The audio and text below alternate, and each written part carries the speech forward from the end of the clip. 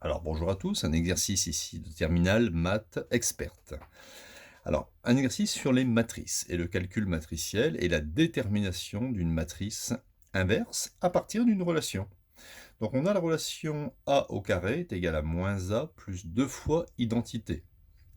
Bon, on ne connaît pas la matrice A, on ne sait pas si c'est une matrice carré, 2 lignes de colonne ou 3 lignes de colonne, peu importe.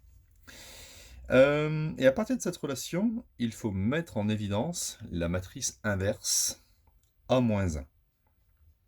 Comment peut-on procéder alors qu'on ne connaît pas la matrice A? Eh bien, on va transformer l'écriture ici de cette relation. Le but final, c'est de mettre en évidence la matrice inverse. Alors, on va le faire ensemble. Donc ici, on va transposer moins A à gauche du égal. On va donc obtenir A carré plus A est égal à 2 fois identité. Afin d'obtenir seulement identité à droite, je vais diviser par 2. Donc si je divise par 2, vous voyez, le 2 s'élimine. Ici, je vais obtenir 1 demi, d'accord, un coefficient 1 demi devant. 1 demi de la matrice A carré plus A va être égal à l'identité. Et arrivé à ce stade, j'ai A carré plus A, je vais factoriser par A devant.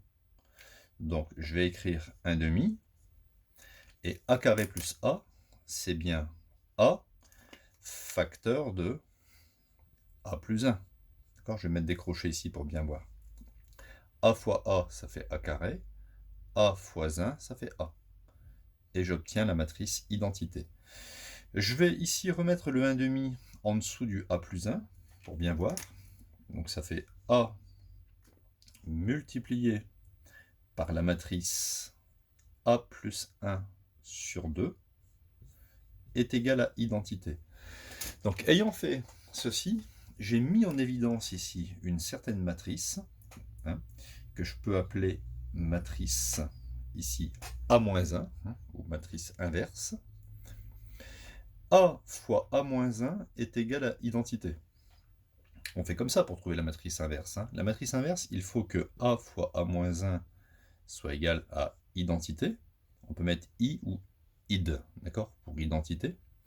Mais il faut aussi que A-1 fois A soit égal à identité. Donc là, j'ai fait A fois A-1 égale identité. Maintenant, je vais essayer de démontrer que A-1 fois A égale l'identité. Eh bien, regardez. Ici, on a factorisé par A devant, mais on aurait pu mettre aussi A derrière. C'est ce qu'on va faire maintenant, vous allez voir. Donc là, je laisse un demi multiplié. Et A carré plus A, c'est aussi égal à A plus 1 multiplié par A. Je vais mettre des crochets ici pour bien séparer. Est égal à identité, d'accord? Puisque A fois A, ça fait A carré, et 1 fois A, ça fait A. Ici, le 2, le 1 demi, je vais juste le multiplier à A plus 1, donc ça fait A plus 1 sur 2 multiplié par notre matrice A, et ça fait identité. Donc on a bien de nouveau mis en évidence la matrice A-1, qui est cette fois-ci devant le A. Il faut que A fois A-1 égale identité, mais il faut aussi que A-1 fois A égale identité. Ce qu'on a réussi à démontrer ici.